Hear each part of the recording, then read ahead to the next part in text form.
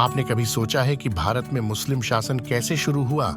कौन से राजा या साम्राज्य ने इसे जन्म दिया? कैसे यह एक छोटे से राज्य से एक विशाल साम्राज्य बन गया और कैसे यह अंत में गिर गया?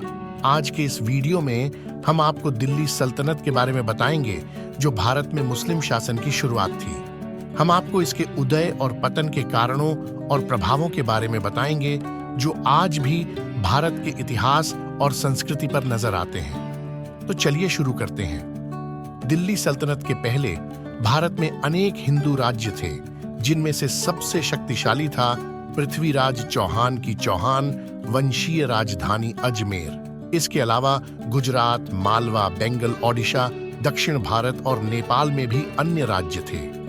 दिल्ली सल्तनत की नींव तुर्की और अफगान आक्रमणकारियों ने रखी, जो 10वीं सदी से ही भारत में घुसपैठ कर रहे थे। इनमें से सबसे प्रसिद्ध थे महमूद गजनवी और मोहम्मद गौरी, जिन्होंने भारत के अनेक मंदिरों और राज्यों को लूटा और तबाह किया। मोहम्मद गौरी ने अपने गुलाम और सेनापति कुतुबुद्दीन ऐबक को भारत का उपशासक बनाया, जिसने 1206 में गौरी की मौत के बाद दिल्ली में अपना राज्य स्थापित किया। इस तरह दिल्ली सल्तनत का जन्म हुआ। दिल्ली सल्तनत का अर्थ है दिल्ली के सुल्तानों का राज्य, जो 1206 से 1526 ईस्वी तक भारत के उत्तरी और मध्य भागों पर शासन करते रहे। यह 5 अलग-अलग वंशों के द्वारा शासित किया गया, जिन्हें हम निम्नलिखित नामों से जानते हैं: ममलूक या गुलाम वंश, खिलजी वंश, तुगलक वंश, सैयद वंश, लोदी वंश। दिल्ली सल्तनत एक ऐसा काल था जब भारत में मुस्लिम शासकों ने अलग-अलग वंशों के रूप में राज किया। इन वंशों ने भारतीय इतिहास, संस्कृति और समाज पर अपना गहरा असर छोड़ा। आइए जानते हैं कि ये वंश कौन-कौन से थे और उन्होंने क्या-क्या किया। ममलूक या गुलाम वंश 1206 से 1290। क्या आप जानते हैं कि दिल्ली सल्तनत का पहला वंश गुलामों का था? हाँ, आपने सही सुना। इस वंश के सभी शासक मोहम्मद गौरी के गुलाम थे, जो उसके द्वारा भारत में भेजे गए थे। इन गुलामों में से एक कुतुबुद्दीन ऐबक ने अपनी ताकत बढ़ाई और दिल्ली में अपना राज्य स्थापित किया। उसने कुतुब मीनार का निर्माण शुरू किया, जो आज भी दिल्ली का प्रतीक है। उसके बाद के गुलाम शासकों ने भी भारत में अपनी विशाल सेना और व्यापार के जरिए अपना प्रभुत्व बनाया रखा। लेकिन इस वंश का अंत एक विद्रोह के रूप में हुआ, जिसमें जलालुद्दीन खिलजी ने अपने ही शासक को मारकर खिलजी वंश की शुरुआत की। खिलजी वंश 1290 से 1320। यह दिल्ली सल्तनत का दूसरा वंश था, जिसके शासक अफगान जाति के थे। इस वंश का सबसे प्रसिद्ध शासक अलाउद्दीन खिलजी था, जिसने दिल्ली सल्तनत को एक महान साम्राज्य बनाया। उसने दक्षिण भारत तक अपना अधिकार जमाया और वहां के राज्यों को अपने अधीन किया। उसने अपनी प्रजा के लिए अनेक सुधार किए, जैसे कि व्यापार को बढ़ावा देना, करों को कम करना, अन्न की कीमतों को नियंत्रित करना आदि। उसने भारतीय कला, साहित्य और शिक्षा को भी समर्थन दिया। लेकिन उसके मृत्यु के बाद इस वंश का पतन शुरू हो गया।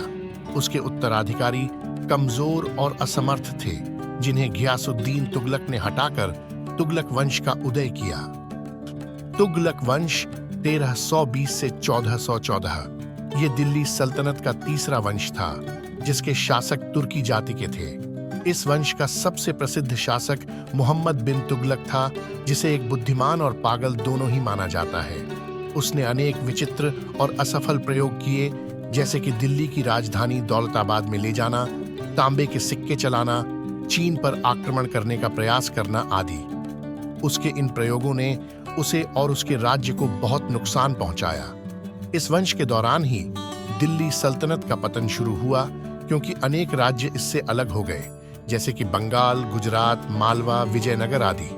इस वंश का अंत तैमूर लंग के द्वारा किया गया, जो 1398 में दिल्ली पर आक्रमण करके उसे लूट लिया।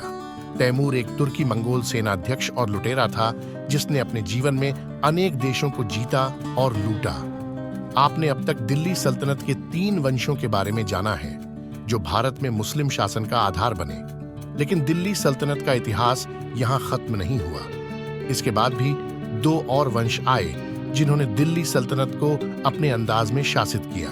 आइए जानते हैं कि वे कौन कौन से थे और उन्होंने क्या क्या किया।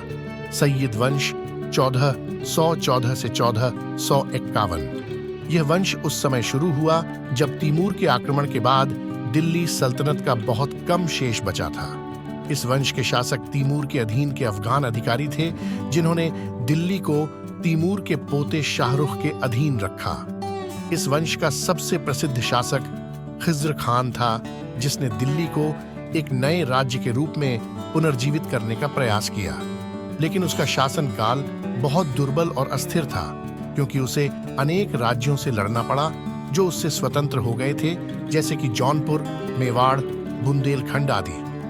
उसके बाद के शासकों ने भी उसकी विरासत को बरकरार नहीं रख पाया और इस वंश का अंत बहलोल लोदी के द्वारा किया गया, जो एक ताकतवर अफगान सेनाध्यक्ष था और लोदी वंश की स्थापना कर दी। लोदी वंश 1451 से 1526। ये वंश उस समय शुरू हुआ जब बहलोल लोदी ने सय्यद वंश का अंत करके लोदी वंश की स्थापना की। इस वंश का सबसे अंतिम शासक था इब्राहिम लोदी, जिसने दिल्ली सल्तनत को एकत्रित करने का प्रयास किया, लेकिन उसे अपने सेनाध्यक्षों, राज्यों और परिवार के साथ अनेक संघर्ष करने पड़े। उसका शासन काल भी बहुत तनावपूर्ण और अशांत था, क्योंकि उसे अपने शत्रुओं से लड़ना पड़ा, जैसे कि राणा सांगा, दौलत खान लोदी और बाबर। उसका शासनकाल दिल्ली सल्तनत के इतिहास का सबसे महत्वपूर्ण घटनाक्रम था, जिसने भारत के भविष्य को बदल दिया। वह घटनाक्रम था पानीपत का प्रथम युद्ध, जिसमें इब्राहिम लोदी और बाबर के बीच एक निर्णायक मुकाबला हुआ। इस युद्ध में बाबर ने इब्राहिम लोदी को हराकर दिल्ली पर कब्जा कर लिया और मुगल साम्राज्य की नींव रखी। इस युद्ध ने दिल्ली सल्तनत का अंत कर दिया और भारत में एक नए युग का आरंभ किया और मुगल साम्राज्य की नींव रखी। अगर आप पानीपत की लड़ाई पर विस्तृत वीडियो चाहते हैं तो कमेंट बॉक्स में लिखिए।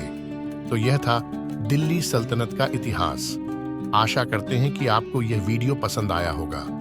अगले वीडियो में हम मुगल साम्राज्य पर विस्तार से चर्चा करेंगे, इसलिए अगर आपने अभी तक हमारे चैनल को सब्सक्राइब नहीं किया है तो जल्दी से सब्सक्राइब करें और बेल आइकन को दबाएं, ताकि आप हमारे नए वीडियो की सूचना प्राप्त कर सकें। अगर आपको यह वीडियो अच्छा लगा तो इसे लाइक करें, शेयर करें और अपने विचार कमेंट में बताएं। धन्यवाद। फिर मिलेंगे अगले वीडियो में। तब तक के लिए नमस्कार।